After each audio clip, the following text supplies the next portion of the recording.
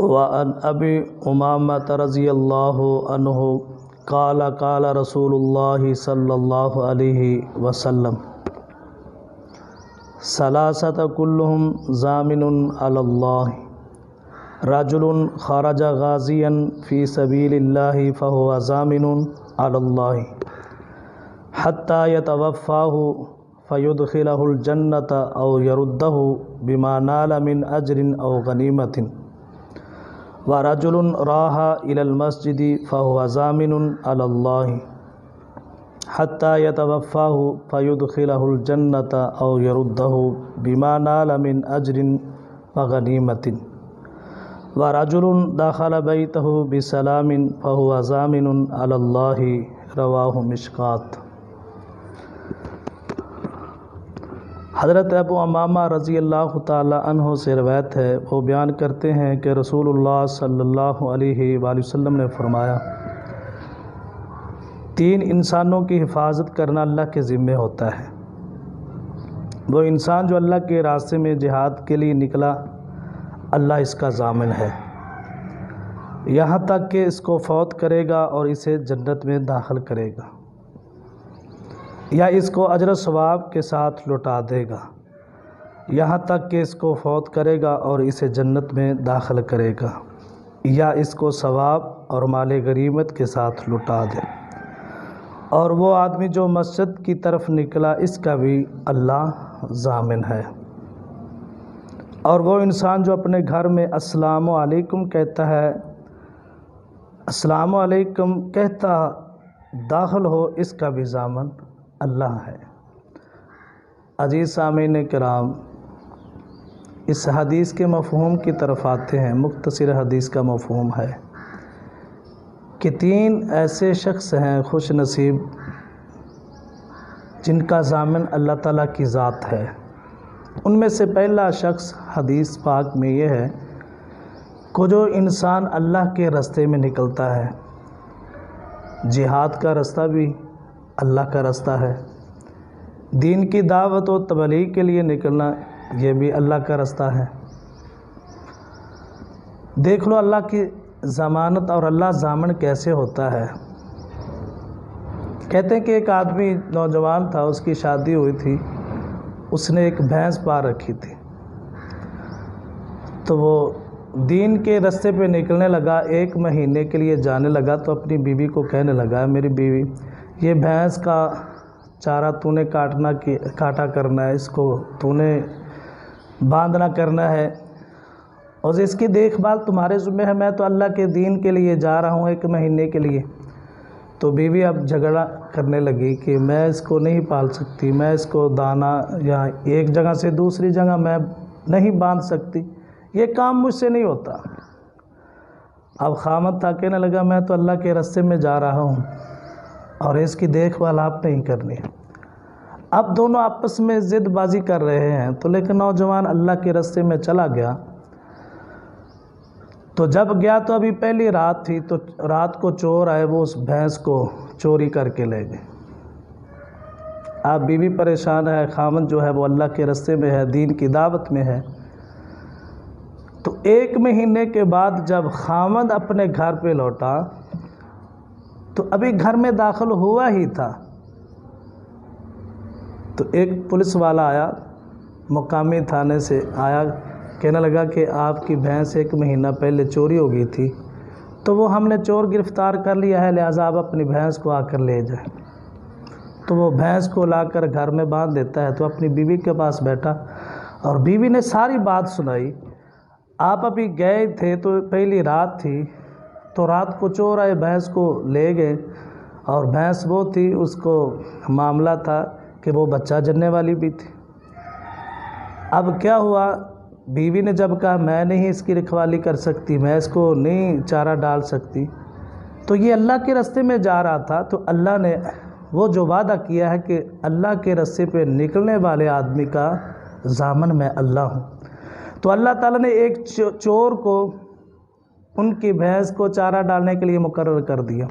اس کی 1 مہینہ بعد چور نے خود کفالت کی، اور 1 مہینے کے بعد جب اللہ کے راستے کا دن اور ٹائم پورا ہوا تو وہ چور بھی پکڑا گیا اور بھینس بھی واپس آ گئی۔ یہ ہے اللہ کی ضمانت۔ اللہ تعالیٰ انسان کے مال کی جان کی حفاظت کرتا ہے جو اللہ کے راستے میں نکلتے ہیں۔ تو عزیز بھائیو، بزرگوں، دوستو، سننے والے حضرات، دوسرا شخص جو ہے جس کا ضامن اللہ تعالیٰ ہے، وہ حدیث پاک میں مشکات شریف میں ہے کہ وہ آدمی جو اللہ کے گھر میں آتا ہے، مسجد میں آتا ہے، نماز پڑھنے کے لیے آتا ہے، اس کا بھی ضامن اللہ تعالیٰ ہے۔ آپ نے کئی مرتبہ سنا ہوگا، جو بڑے عمر کے بزرگ ہیں ان کو پتہ ہوگا، انہوں نے کئی مرتبہ واقعہ سنا ہوگا کہ مولانا محی الدین لکھوی رحمۃ اللہ علیہ وہ سفر کرنے لگے تو اسٹیشن پہ کھڑے تھے، ادھر سے نماز کا وقت ہوا تو ٹرین بھی آنے کا بالکل وقت قریب ہوا، تو مولانا صاحب کہنے لگے ہم تو پہلے بھائی نماز پڑھیں گے، بعد میں سفر کریں گے۔ دوست صاحب کہنے لگے مولانا صاحب اگر یہ ٹرین نکل گئی تو سفر کیسے کریں گے، آپ نماز بعد میں پڑھ لینا۔ کہنے لگے نہیں، پہلے نماز پڑھی جائے گی، بعد میں سفر کیا جائے گا۔ تو مولانا صاحب اس اسٹیشن کے تھوڑا سے دور مسجد تھی، وہاں نماز پڑھنے چلے گئے، نماز پڑھتے رہے۔ ٹرین آئی، اسٹیشن پہ کھڑی رہی، اسٹیشن پہ وہ گاڑی کھڑی رہی۔ لوگ پریشان ہیں، پتہ نہیں ٹرین کیوں نہیں چل رہی۔ پتہ چلنے پر معلوم ہوا کہ گاڑی خراب ہو گئی ہے۔ ادھر مولانا صاحب نماز، آپ کو پتہ ہے کہ وہ کتنی لمبی نماز پڑھا کرتے تھے۔ اتنی لمبی نماز پڑھنے کے بعد جب فارغ ہوئے، اسٹیشن پہ آئے، ٹکٹ لیا اور گاڑی پہ بیٹھے ہی تھے تو گاڑی چل پڑی۔ اصل میں یہ اللہ کی مدد تھی۔ اللہ اپنی جو ضمانت دے رہا اس کا حق ادا اللہ تعالیٰ فرما رہے ہیں کہ وہ شخص جو اللہ کے گھر میں آتا ہے اس کا ضامن بھی اللہ تعالیٰ ہے۔ وہ نماز پڑھ رہا ہے، اللہ تعالیٰ ضامن بنے ہوئے ہیں، ان کی ٹرین کو آگے نہیں جانے دے رہے۔ کوئی فالٹ ڈال دیا، وہ گاڑی کھڑی ہے، مولانا صاحب نماز پڑھ رہے ہیں، تو اس انداز کے ساتھ بھی اللہ تعالیٰ اپنے مسلمان بندے نمازی کی جو اللہ کے گھر میں آتے ہیں ان کا ضامن بھی اللہ کی ذات ہوا کرتی ہے۔ اس حدیث کے اندر جو مشکات شریف کی حدیث ہے جو میں نے آپ کو پڑھ کے سنائی ہے، اس کا تیسرا خوش نصیب آدمی وہ ہے جو گھر میں اپنی بیوی کو، بچوں کو السلام علیکم ورحمۃ اللہ وبرکاتہ کہتا ہے۔ یہ سلامتی کی ایک بہت بڑی دعا ہے۔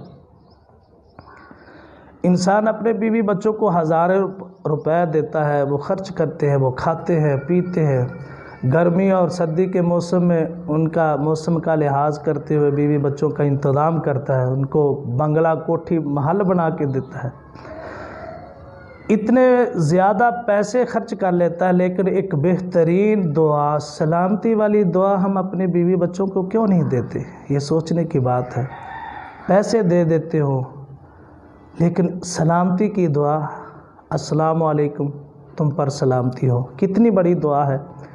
تو اللہ کے نبی حضرت محمد الرسول اللہ صلی اللہ علیہ وآلہ وسلم فرماتے ہیں کہ جو آدمی اپنے بیوی بچوں پر، اپنے گھر والوں پر السلام علیکم کہتا ہے اس کا ضامن بھی اللہ کی ذات ہے۔ اللہ کی ضمانت مل جاتی ہے۔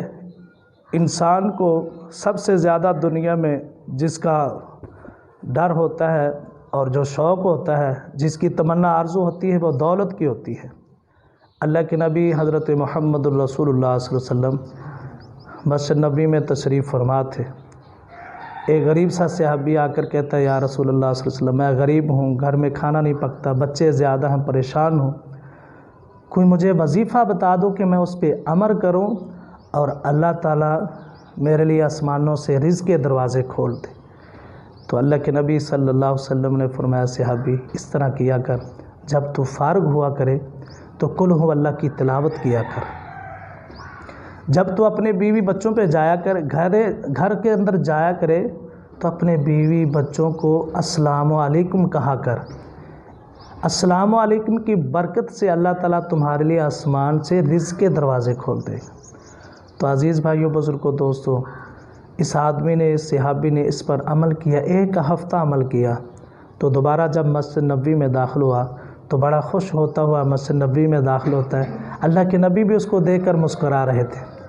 وہ نبی صلی اللہ علیہ وسلم کے پاس آ کے بیٹھا اور کہنے لگا یا رسول اللہ، میں نے آپ کے اس بات پہ عمل کیا ہے، اللہ تعالیٰ نے آسمان سے رزق کے دروازے کھول دیے ہیں۔ تو تم نے سلامتی کی دعا گھر والوں کو دی، اللہ تعالیٰ نے جو سب سے دنیا میں زیادہ فکر ہوتی ہے وہ رزق کی ہوتی ہے، تو اللہ تعالیٰ اس کا ضامن بن جاتا ہے، دیگر نقصانات کا ضامن بھی اللہ ہو جاتا ہے۔